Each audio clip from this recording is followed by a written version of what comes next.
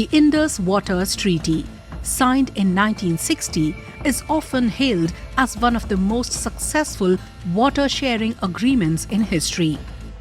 Brokered by the World Bank between India and Pakistan, it has survived wars, terrorism and decades of hostility.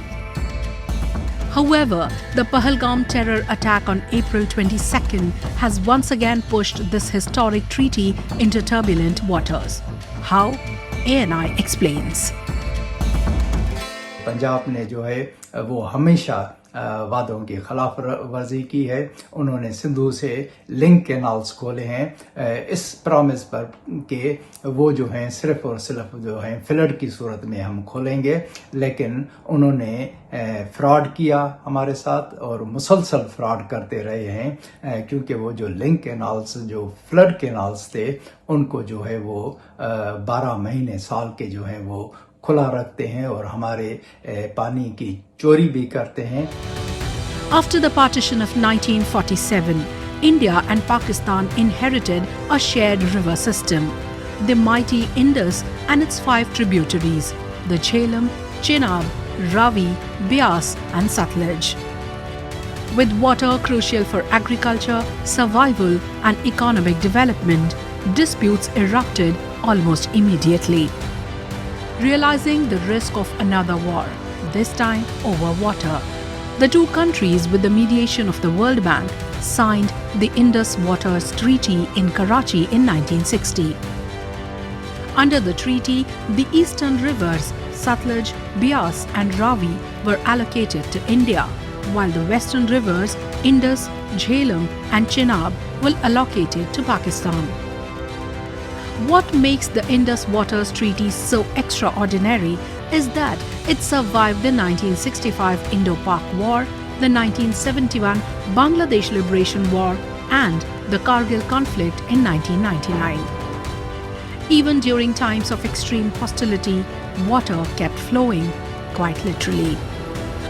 But could that be changing now?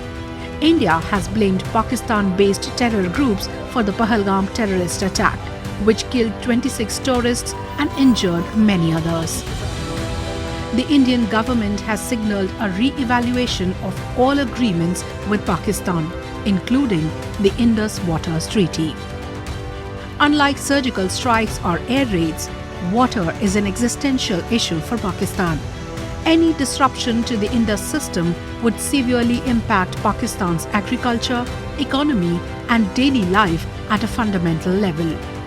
Pakistan is heavily dependent on the Indus River system, with nearly 80% of its agriculture relying on these waters for key crops like wheat, cotton and sugarcane. Already battling severe water stress, any disruption could lead to food insecurity, rural economic collapse and internal unrest.